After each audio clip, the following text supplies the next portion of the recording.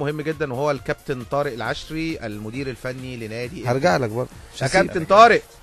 اهلا يا خلود، ازاي حضرتك عامل ايه؟ اخبارك يا خلود؟ الحمد لله كله تمام، كله تمام يا كابتن. الفترة الأخيرة نقول لك مبروك على تحسن المستوى، ولا برضو أنت غير راضي لغاية دلوقتي؟ لا، ما زلنا يعني احنا في مرحلة مهمة جدا، وهي تجميع النقاط يعني في المبدأ الأول عبال ما نخش نسترجع تاني مكاننا الطبيعي. انت عارف المنطقة دي متشابكة، منطقة 22 و23 و24 منطقة متشابكة، وكنا مهم جدا نبعد عن المنطقة اللي تحت. استهلينا الدور الثاني بمباراة فقدنا فيها نقطتين، اللي هي نصر التعديل. انا ذات نفسي زعلت عليهم. طبعا. وبعدين وترونا في مباراة عصبية كان الهدف منها هو الحصول على ال3 نقاط في مباراة الشرقية، وحققنا الهدف الحمد لله. يعني ماشيين خطوات يعني إيجابية الحمد لله رب العالمين، ولكن يعني لسه أنا مش راضي على المستوى اللي تقدر تقول فيه ده مستوى فريقنا. طيب، عايز اروح لحضرتك على خبر مهم جدا، وهو خبر بيتعلق بيك، ان نادي الزمالك قعد مع عمرو مرعي ومضى عمرو مرعي مش عارف 3 سنين ولا 5 سنين دون علم ناديه، وفي كلام ان هي تم الاتفاق مع النادي. هل الكلام ده وصل لك؟ وايه ايه حقيقة الكلام ده يا كابتن طارق؟ ما بعرفوش غير مسائل عنها، يعني انا ما عنديش اي معلومة اقدر اجاوب فيها على الكلام ده. انت عارف انت لا، عمرو مرعي نفسه حضرتك اكيد كلمت معاه. لا، عمرو اصلا يعني ما فيش حد اتكلم معاه ولا يعرف حاجه عن الموضوع الا برضه عن طريق الاعلام. انت عارف طبعا الاعلام بيلعب دور كبير جدا في المواضيع اللي زي دي. ماله بس الاعلام يا كابتن، ماله بس الاعلام؟ ده احمد جلال، خد بالك، احمد جلال الناقد الرياضي داخل فيها شمال ليه؟ ازيك يا ابو حميد؟ ازيك يا كابتن، عامل ايه؟ انت عارف انت مشكله انبي ان كل ما بيبرز فيها لعيب كل انديه القمه اهلي زمالك يبتدي يعني عمليه شوشره عليه. فانا يعني بطلب يعني عمرو مرعي بيقول لك الكلام ده مش حقيقي، الكلام ده كلام جرايد او كلام مواقع، مش حقيقي طبعا، مع ان الانديه فعلا بتطلبه، يعني انديه الاهلي والزمالك بتطلبه، لكن احنا من ناحيتنا غالقين الموضوع ده. يعني زي ما بيقولوا كده بتدبر مفتاح. ليه؟ لان احنا في منطقه حرجه جدا جدا جدا ومش وقته. محتاجين اللاعب يركز، لان عمرو من اللعيبه المهمه اللي احنا بنعتمد عليها، فمحتاجينه انه يركز. كون ان هو حتى يبدا بمجرد انك يعني الاعلام يتكلم عن الموضوع ده، فبيعمل حاله تشتيت للاعب. خلي بالك، وانا ملاحظ على عمرو ده من بعد مباراه الاتحاد هو مشتت الفكر. او بيني وبينك يا كابتن طارق برضو يعني حسام البدري اتكلم عليه على الهوا، والكابتن والمشار مرتضى اتكلم عليه على الهوا، فطبعا اللعيب اكيد ذهنه فعلا زي ما انت حضرتك بتقول اهلي وزمالك. يعني انا عاوز بس الانديه الكبيره بتاعتنا الاهلي والزمالك يعملوا هولد شويه. تمام. واخر السنه الناس في ابواب مفتوحه في مجالس الادارات، للناس المحترمه في النادي الاهلي ولا في النادي الزمالك بيتركوا الباب. والله احنا بنشوف احتياجاتنا ان احنا عمرو يتواجد معانا، هنخليه. احتياجاتنا ان عمرو ينتقل، خلاص هنفتح الباب. طيب، عايز اروح ايضا استغنائك او عدم تكمله اعاره احمد فتوح، رغم ان احنا شفناه يعني مميز في الماتش الاخير مع الزمالك. وايضا محمد الشامي كان لعيب يعني بدا يقال عنه ان هو لعيب كويس، وجاب احرز هدف في الاهلي اعتقد، واديته اعاره للمصري. وجهه نظرك ايه الفنيه؟ اولا بالنسبه لاحمد الشامي وعبد الله الجمعه، انا رايت ان فرصه مشاركتهم معانا هتبقى ضعيفه، فمن الافضل ان هم يطلعوا اعاره ويلعبوا. احنا اصحاب الفايده. تمام. يعني احنا اصحاب الفايده، هيرجعوا لك تاني. اما يرجعوا لنا هيرجعوا ناس اولا احتك بالدوري الممتاز، بدل ما هو رقم 3 و4 عندي بقى اصبح رقم 1 في فريق مصر، وبيعتمد عليه كابتن حسام، وده فايده ليا انا. تمام. اولا ابني رؤيه مستقبليه لي، ثانيا بيكتسب الخبرات في خلال الدوري المصري، يعني انا اللي كسبان.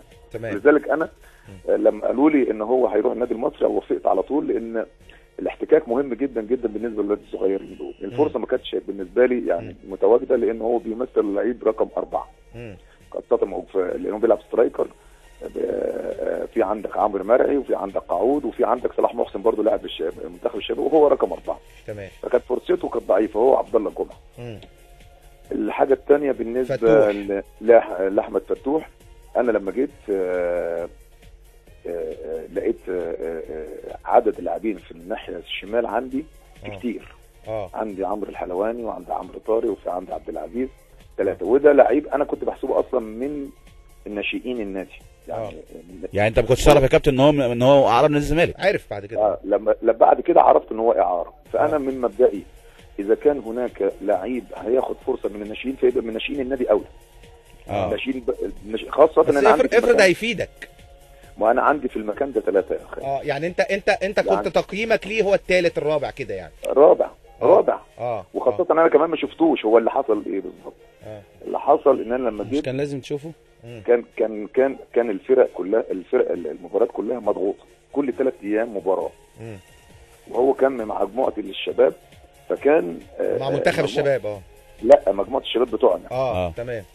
فكنت بعمل لهم تمرين بعد المباراه. المدرب كان في خلال المباراه المدرب كان بيروح لهم فهو انقطع عن التدريب.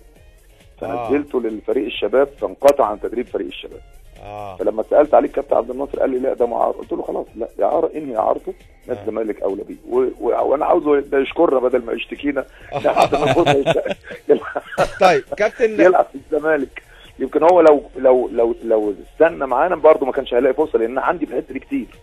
طيب كابتن طارق الفتره الاخيره كان بيتداول اسمك لتدريب نادي الزمالك وقبل كده من فتره زمان كان النادي الاهلي وانت طلعت مع الكابتن شوبير مره في يوم من الايام وقال لك لو عرض عليك الاهلي والزمالك قلت لهم لا انا مش هدرب الزمالك هدرب الاهلي ده انتمائي. هل ما زال ما قلتش كده؟ هل ده ما زال رايك وهل لو الزمالك عرض عليك توافق ولا لا؟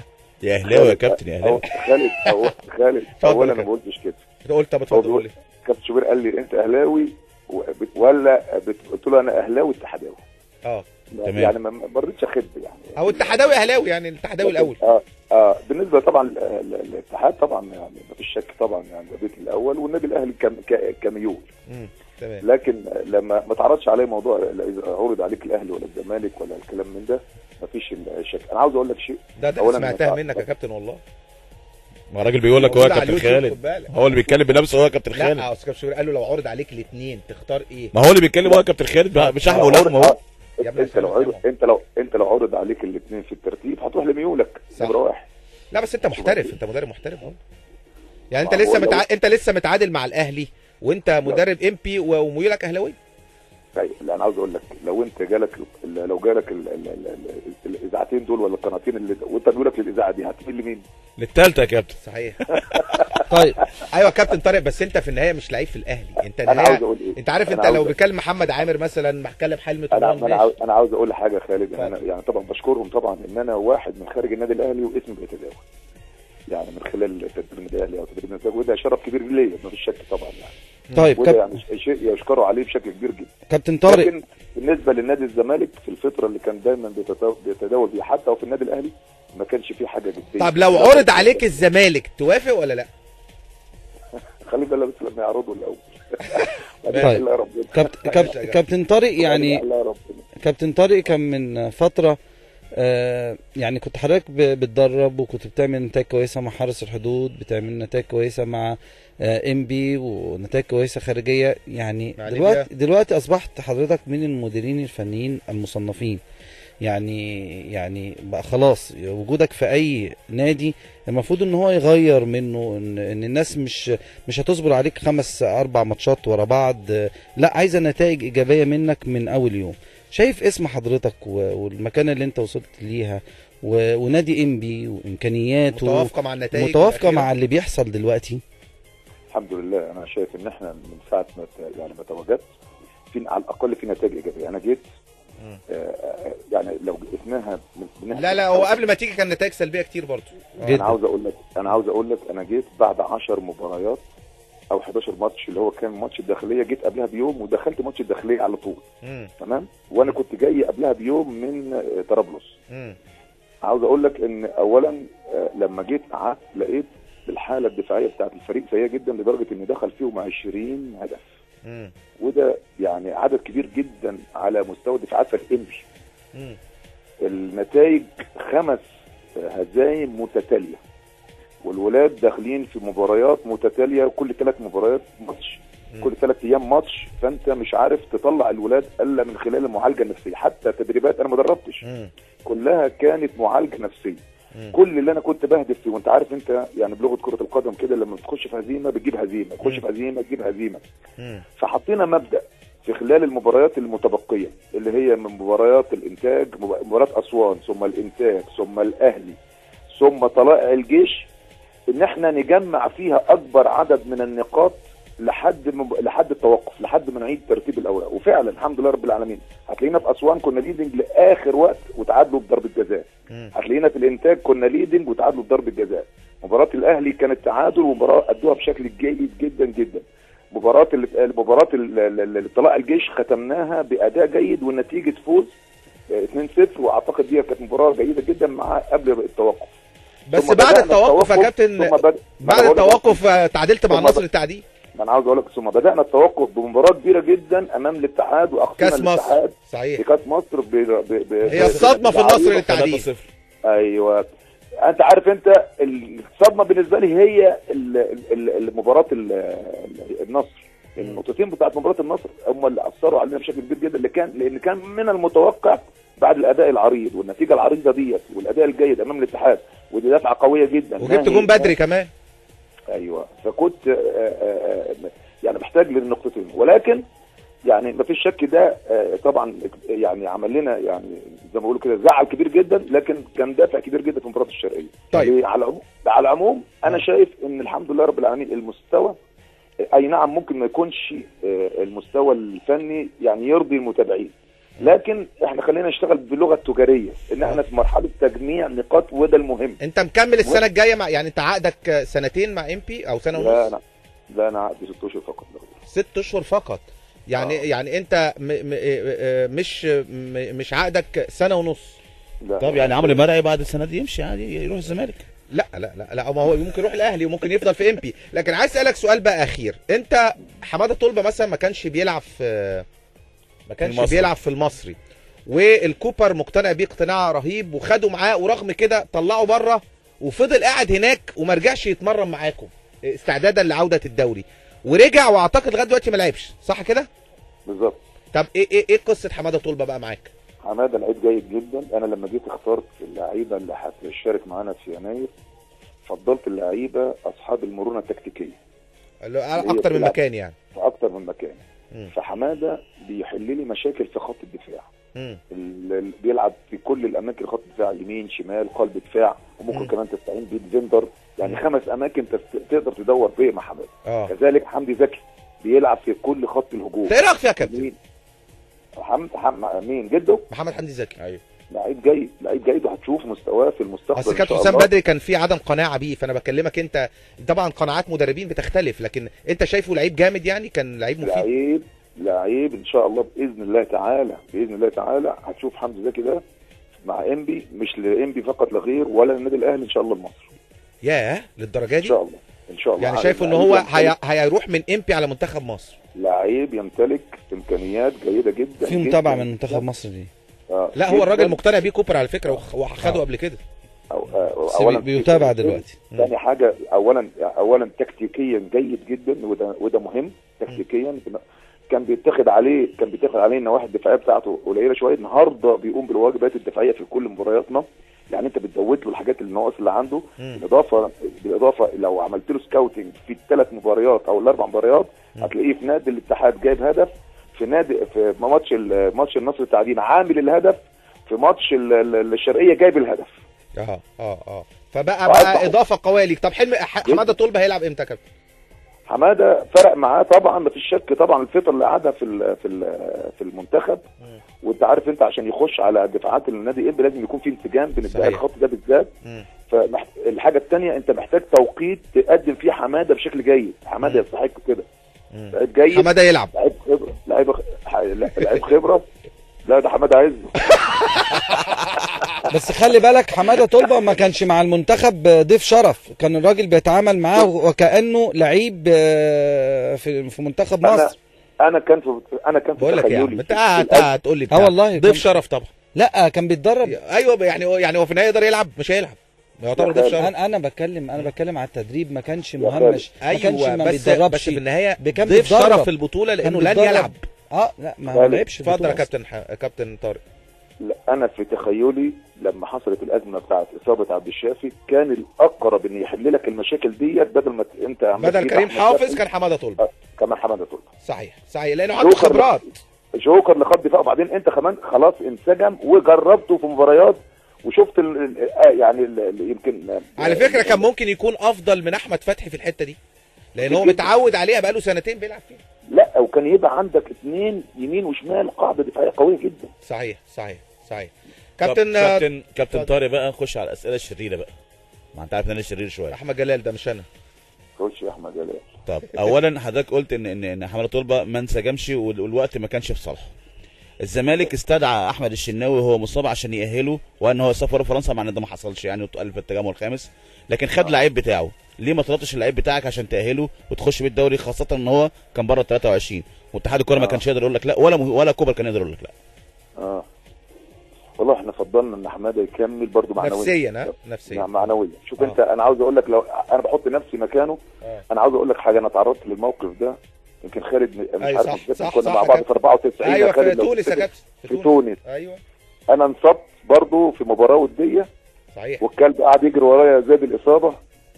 فاكر؟ صح يا كابتن، انا فاكر يا كابتن. فاكر. أيوة. وقبل المعسكر بيوم كنا جايبين حمام وكلت انت 3 لوحدك. فاكر. وبعدين لما رحنا تونس، دكتور طه وكان الكابتن فاروق جعفر وكان الدكتور عماره، فضلوا ان انا اكمل معنويا بالنسبه لي. صح. فانا اعتقد الحته ديت يعني حاسسها. وبعدين الفرقه بتاعت منتخب مصر ماشيه وكنا مؤهلين ان احنا ناخد البطوله، فكنت لو انت حرمته من ده كان ممكن تعمل عنده يعني حاجه. لا لو انت نزلته يتمرن مع MP هيزعل، يعني نفسيا هتلاقيه متاثر قوي. طيب. مش هيديك. ده رقم واحد. رقم 2، عمرو مرعي اذا كان هيروح الزمالك وهيتجيبوا لك احمد جعفر، ايه رايك؟ مش عرفك انه يروح الزمالك؟ لان ده الكلام اللي متقال ان احمد جعفر يرجع لك تاني MP او انت طالبت بعوده جعفر. انا الكلام ده اولا بقول لك بسمع عنه في الاعلام فقط، لا طالبت. يمكن احمد جعفر في يناير طلبته. في يناير. في يناير. تمام. عشان يبقى اضافه مع مرعي. عشان يبقى اضافه مع مرعي. لكن احنا خلي بالك، وفي فرق بين يناير ومايو، يعني الاثنين فرق. لا انا عاوز اقول احنا خلي بالك، هنقيم الموضوع بالنسبه لنا. نمره واحد، احنا السنه الجايه عاوزين ايه؟ عاوزين نكمل مع الفرقه الكبار، لابد ان احنا نحافظ على العناصر. ايوه بس انت هتكمل نفسك ولا لا؟ اهم حاجه انت عندك 6 شهور. ماشي اوكي، انا بكلمك على حتى لو انا ما كملتش مستقبل، يعني التارجت بتاع MP اللي هو اتاثر بيه حاليا دلوقتي. صحيح. احنا فقدنا 6 لاعبين اساسيين، منهم 4 لنادي الزمالك. صحيح. منهم 4 لنادي الزمالك، اسامه وناصف ومنهم جعفر. ومنهم جعفر طبعا. هو كمان ومنهم جعفر. واحمد فتوح كان عندك ورجعته برضه. انا عاوز اقول لو انت ليك تارجت وهدف معين مع الكبار، لابد تتعامل من منطق الكبار وتحافظ على هيكلك الرئيسي. صحيح. وتضيف لعيبه اللي انت شايفها نواقص عندك عشان تفضل في منطقه الكبار. طيب. بعدين انا ده من تطلعاتي، يعني ده من طموحاتي، ان انا دايما الفرقه اللي بمسكها دايما بتتواجد في بؤره المنافسه مع الكبار، ما بتبقاش في تحت. وده اللي احنا بنحاول بقدر الامكان نعمله، ان احنا نرجع بسرعه خطوه عشان نخش في المنطقه دي. عشان نخش في المنطقه ديت احنا بنحط اساس عشان نبني عليه للمستقبل ان شاء الله. تمام. اخيرا، ندمت على تجربتك في الشعب وفي المقاولين العرب؟